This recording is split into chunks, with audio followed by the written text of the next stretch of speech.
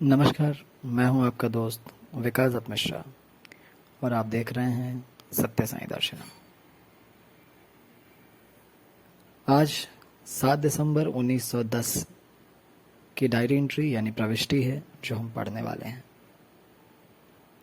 तो आइए चलते हैं 7 दिसंबर 1910 में और देखते हैं उस दिन शिरडी में क्या कुछ हुआ।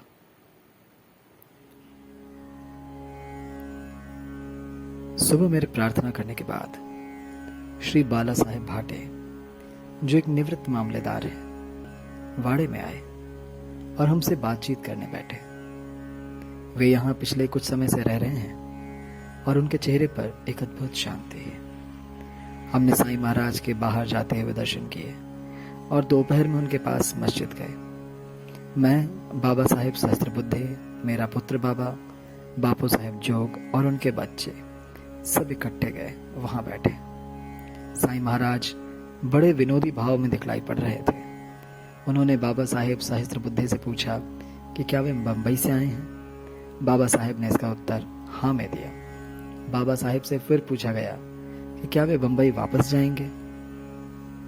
उन्होंने फिर से इस बात का उत्तर हाँ में दिया, लेकिन ये भी कहा कि वे वहां रहने के बारे में निश्चित नहीं है, क्योंकि ये परिस्थितियों पर ही निर्भर करेगा। साईं महाराज इस पर बोले, हाँ ये सच है कि तुम्हारे हाथ में बहुत सारे काम हैं, अभी और भी करने हैं। तुम्हें यहाँ करीब 4-5 दिन रहना चाहिए। तुम यहीं रहोगे, ये तुम खुद देख लेना। जो अनुभव होते हैं वो सच है, वे काल्पनिक नहीं है। मैं यहाँ हजारों साल पहले था।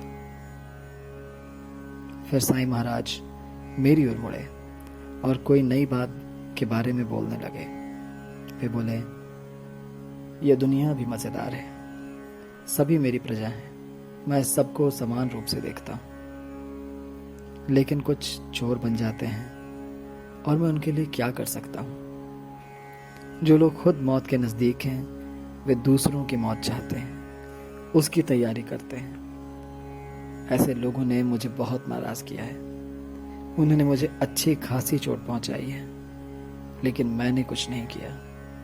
मैं चुप रहा। ईश्वर बहुत महान है, उसके अधिकारी सब जगह हैं और वे सब शक्तिशाली हैं। हर किसी को उसी स्थिति में संतुष्ट रहना चाहिए जिसमें ईश्वर उसको रखता है। लेकिन मैं बहुत सशक्त हूं। मैं यहाँ 8-10 हजार साल पहले था। मेरे पुत्र ने उनसे कहानी सुनाने के लिए कहा, जैसी उन्होंने पहले सुनाई थी। साईं महाराज ने पूछा कि वे कौन सी कहानी थी। मेरे पुत्र ने जवाब दिया कि वो कहानी 3 भाइयों के बारे में थी जो एक मस्जिद में गए। उनमें से एक ने बाहर जाकर भिक्षा मांगनी चाहिए, बाकी भाई उसे ये करने नहीं देना चाहते थे, क्योंकि भिक्षा में मांगा हुआ खाना अशुद्ध होता है और उनका चौका दूषित कर देता।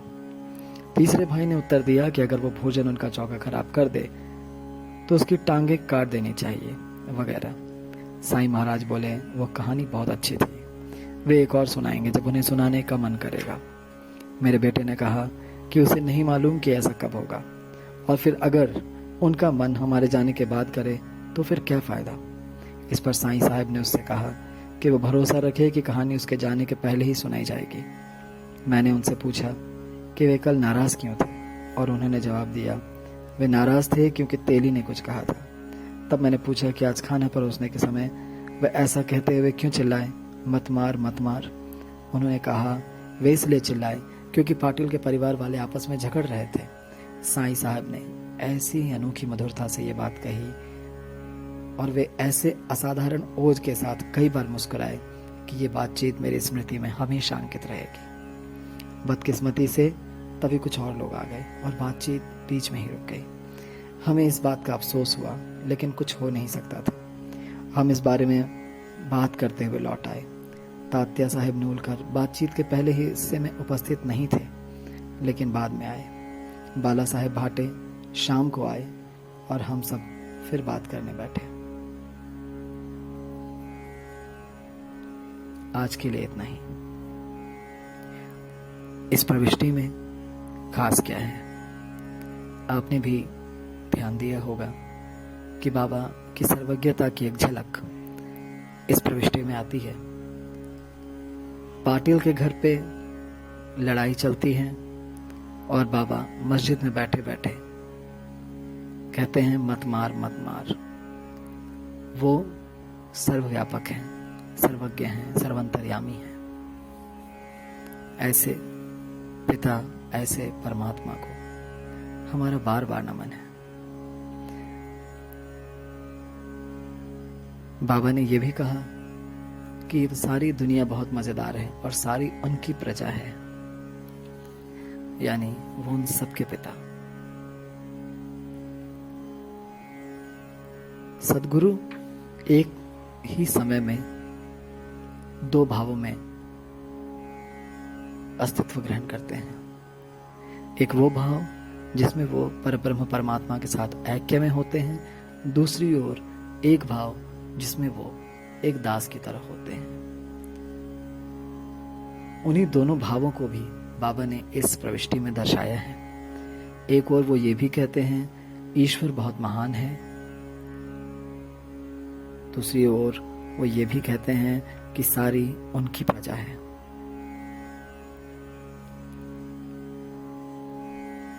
उस परम चैतन्य के साथ ऐक्य के बाद बाबा उस परम चैतन्य से बिल्कुल भी अलग नहीं थे। इस बात का उन्होंने हर क्षण अनुभव कराया। इसी अनुभव को करने हेतु हम सबका जन्म भी हुआ है। ईश्वर बाबा हमें उस परम चैतन्य के साथ ऐक्य की ओर लेकर जाए, इसी प्रार्थना के साथ आज हम आपसे विदा लेते हैं। कृपया सत्य साई दर्शन को सब्सक्राइब करें, लाइक करें और शेयर करें। यदि आपको लगता है कि मेरा काम अच्छा है तो कृपया कमेंट बॉक्स में जरूर लिखें। आप सबका बहुत धन्यवाद। जय साई राम।